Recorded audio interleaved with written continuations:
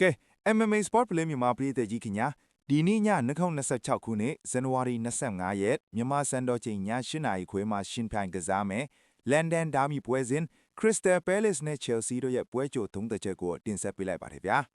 ဒီပွဲကိုတော့ Palace ရဲ့အင်ကွင်း Selhurst Park မှာရှင်ပြိုင်သွားမှာပါ Chelsea ကတော့နီးပြကိ Leon Rosenior လက်ထက်မှာရလက်တွေပြန်တက်လာပြီးအစင်းချုပ်မှာရှိနေသလို Palace ကတော့အစင်းစဟားမှာရုန်းကန်နေရပြီးနိုင်ပွဲပျောက်ဆုံးနေတာ9ပွဲတောင်ရှိသွားပြီဖြစ်ပါတယ်ဗျာ Chelsea အကြောင်းအရင်ကြည့်ရအောင်နီးပြသည့်လက်ထက်၄ပွဲမှာ3ပွဲနိုင်ထားပြီးခန်းစစ်ကလည်း2ပွဲဆက်တိုက်ဂိုးမပေးရအောင်ကစားထားနိုင်ပါတယ်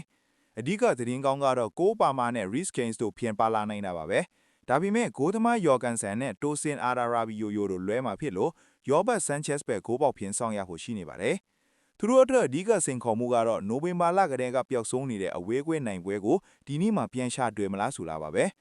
Palace ဘက်မှာတော့အသင်းတွင်းမငင်မတတ်မှုတွေရှိနေပါတယ်အသင်းကောင်းဆောင်မဂူယီကို Man City စီရောင်းလိုက်တယ်လို့တိုက်စစ်မှုမာတေတာကလည်းအသင်းပြောင်းကျင်နေတယ်လို့သတင်းတွေထွက်နေပါတယ်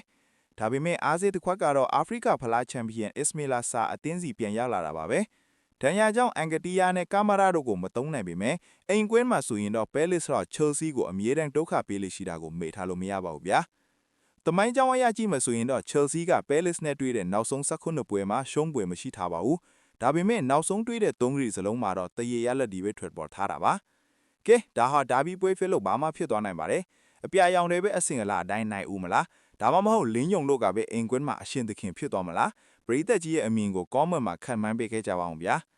အဆုံးထိကြည့်ပေးတဲ့ပရိသတ်အားလုံးကိုကျေးဇူးအထူးတင်ရှိပါတယ် MMA Sport Play မြန်မာကနေအားကစားသတင်းတွေကိုအပတ်စဉ်တင်ဆက်ပေးနေတာမို့လို့ Facebook YouTube နဲ့ TikTok တို့မှာ Subscribe နဲ့ Follow လုပ်ထားပေးကြပါအောင်ဗျာကျွန်တော်တို့ Telegram မှာလည်း live လွှင့်ပြီးမှာမို့လို့အခုပဲ join ထားလိုက်တော့နော်အားလုံးကိုကျေးဇူးတင်ပါတယ်ဗျာ